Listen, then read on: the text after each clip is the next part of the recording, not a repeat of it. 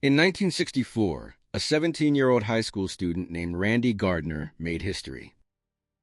He stayed awake. Not for one night, not for two, but for 11 days and 24 minutes straight.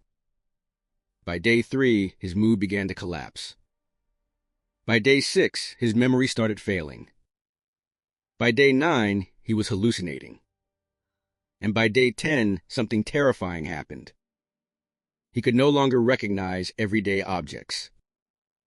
He couldn't recall simple words. His brain was breaking down in real time.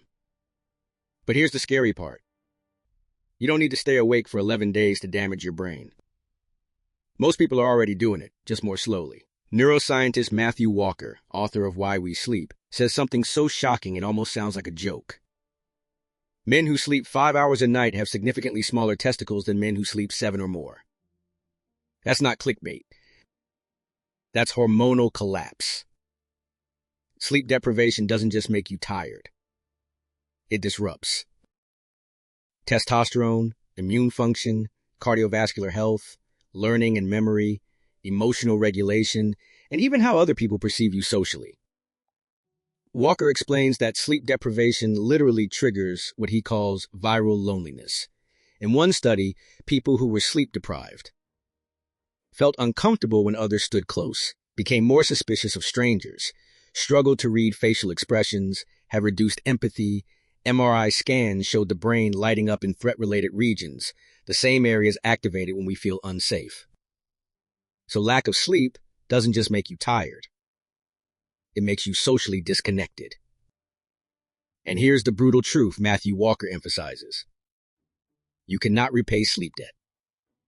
Sleeping 12 hours on Saturday does not fix 5 bad nights. Which means sleep quality matters as much as sleep duration. We obsess over blue light glasses, supplements, sleep trackers, smart mattresses, but almost nobody asks, what is the best physical way to sleep? Best position? Best pillow? Or should we even use a pillow at all? That question bothered me for years. So I started digging. I searched something simple. Sleeping primates. What came up surprised me. Almost every image showed primates sleeping on their sides.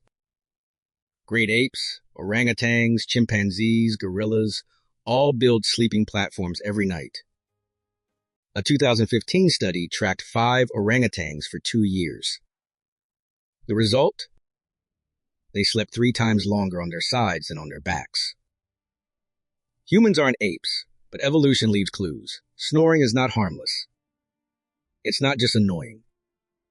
It's a sign that airflow is being blocked, repeatedly, all night long.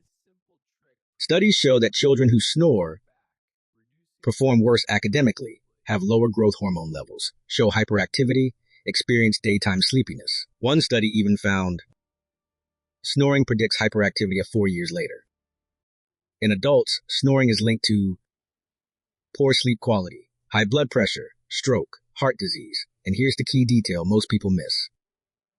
Snoring is worse when sleeping on your back. Multiple studies show snoring increases on the back, sleep apnea worsens on the back, side sleeping reduces airway collapse. Even soldiers in World War I were trained to sleep with backpacks to prevent rolling onto their backs, because snoring could reveal their position to the enemy. A 1983 study found poor sleepers spent more time on their backs with their heads straight. So if snoring disrupts sleep, and back sleeping increases snoring, position clearly matters. Here's where it gets wild. Your body has a lymphatic system to clear waste. Your brain does not. Instead, it relies on something called the glymphatic system. During sleep, cerebrospinal fluid floods the brain, washing away toxic waste. When you're awake, almost nothing happens.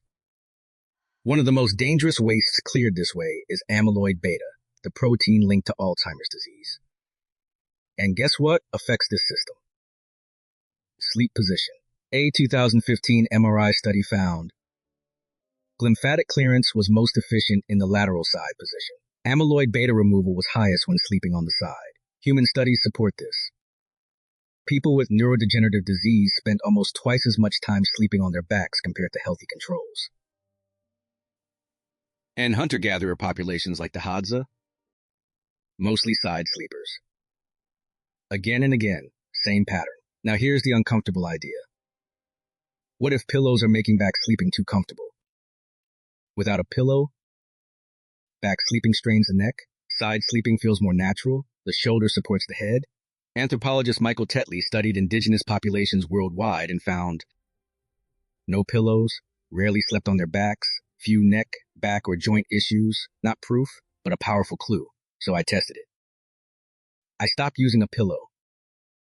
After 1 week, no stiff neck, no back pain, no dramatic energy spike, but no negatives. Now I'm tracking snoring, sleep position, sleep quality, using wearables and night cameras.